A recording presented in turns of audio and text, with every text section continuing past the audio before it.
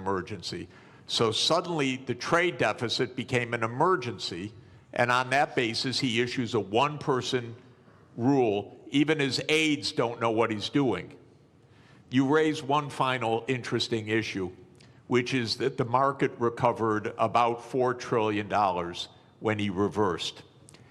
Anyone who knew that 5 minutes before made billions.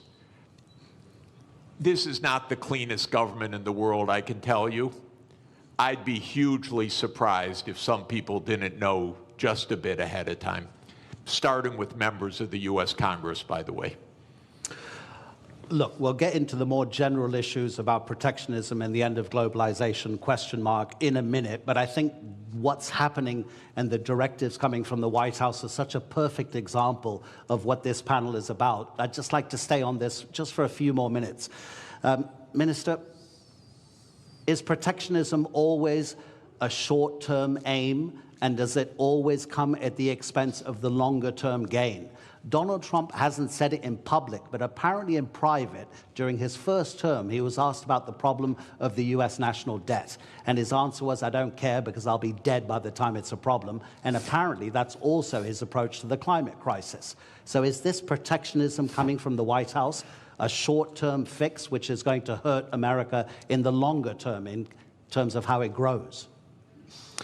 It's not a fix. It's apparently a quick fix, but it's fundamentally flawed, as Professor has very clearly stated. Look, protectionism is nothing new. If you look at post-global financial crisis, the number of annual trade restrictions have gone up dramatically. In fact, like last year, there were over 3,200 trade restrictions. That is almost 11 times higher than what it was pre-global financial crisis. So this has been a trend, but what we have seen over the past week or two is clearly a new level. This goes beyond some protectionist measures, trade restrictions. This goes into something, an all-out trade war. So that's really worrisome, because if you go back, again, I mean, if you look at 20 years to global financial crisis, global annual trade growth was 2 times world real GDP growth rate. So in a way, trade was the engine of growth. Mm-hmm. Now that engine has been slow. So if you look at post-global financial crisis, global trade growth barely kept up with real GDP, global GDP growth. So that's no longer really one of the kind of like a strong engine. But I think the way things are now, if current state of affairs is sustained, we may end up actually protectionism dragging global growth. It is not only growth, it's really, there are many, additional fallouts from this type of policies. Absolutely, yeah. Yeah, so the answer to your question, this is not a fix. This is a fundamentally flawed, policy perspective. Obviously, countries have choice. They always have a choice. But we would rather, see world moving back to rule-based, multilateral framework, where everyone benefits. I think I agree with Professor. Over 1 billion people since 1990s have been lifted out of poverty, predominantly in Asia. I'm talking about absolute poverty here.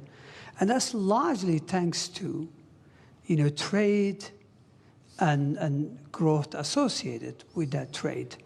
So it is worrisome that we are now experimenting policies that may actually reverse some of these gains, which I think were very important. 1 billion people out of absolute poverty cannot be underestimated. It's quite significant. Now, admittedly, trade do cause geographic dislocations, but the solution is not protectionism. The solution lies more internal sound policies, structural remedies, but also you can deploy tax policy incentives and other things to address, dislocations in regions caused by, global trade openness. So it's not a level, but protectionism will create more inequalities. It will create bigger problems. Already you've got significant headwinds for global growth. Aging population, high global indebtedness, impending climate crisis. So protectionism is going to be yet another big blow to long-term growth outlook. And that's why growth is barely, sustained at 3%. I think the risk is that we will move to a new era where per capita GDP growth will almost disappear if we continue down this path. Really interesting what you say about protectionism having fallout in other sectors, and we will get on to that, about how it might affect cooperation on the climate crisis, global health, et cetera, et cetera. But let's use one country as a particular example about how a nation can react to protectionism. So we have the US tariffs, which in 90 days will come into effect beyond the 10% that Donald Trump has placed. Let's take two rich countries. UK and Singapore will stay at 10%. Bangladesh and Botswana will both go up to 37%. Laos will be 48%. Syria will be 41%. Lesotho in southern Africa will be 50%. In 2023, the US exported to Lesotho $7.33 million worth of goods. Lesotho in that same year exported to the United States $228 million. The US GDP per capita in 2023 was $82.8 thousand per person. In Lesotho, it was $916. Gentlemen, how does a country like Lesotho deal with the protectionism coming from the US? Minister? Well, look, protectionism is an external shock, meaning it's not a decision by, the counterparty. It's essentially, so how do you deal with it? I guess you focus on regional integration, as an antidote of protectionism. So regional connectivity, regional integration would be one way forward. So, instead of globalization on a big scale, you focus on how you can deepen and broaden your ties with your immediate neighborhood or countries that are still willing to entertain rule-based trade. So I think that's the only way. Again, this is a major shock for many countries. I think global supply chains are going to suffer. This will lead to, already, I think the risk is that capital will be misallocated. Take us, take Turkey, for example. We are the world's second largest of white goods exporter. We need chips, basic ones, nothing sophisticated. We're not talking about 4 nanometers. We're talking about, 30, 40, 70 nanometers. If we're worried that countries are not going to supply that, even though it may not be the most efficient way, we may have to go into a very large capex to see if we could produce them. We are good at something. Other countries are better at something. So we would rather trade. And this is a very simple, economics, theory. Everybody benefits.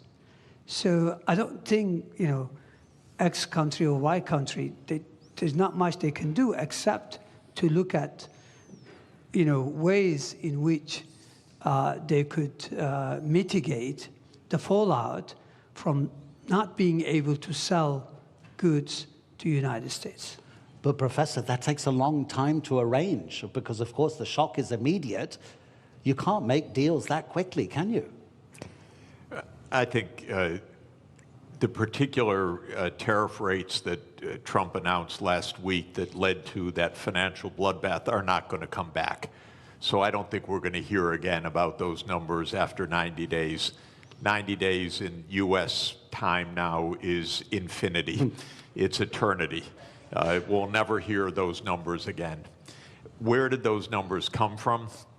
Something, again, so stupid you can't believe that any country would do this. But the idea is the following. As I said, if you want to know what your trade balance is, you earn some income, so you sell some services to somebody and you buy things. And if you spend what you earn, you're in trade balance. Technically, you're in current account balance.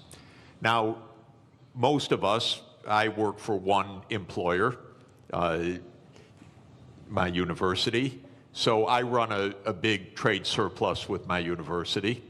And then I run a pretty big trade deficit with the grocery store that we buy our groceries from. And if I have to buy shoes, I run a trade deficit with the shoe store and so forth.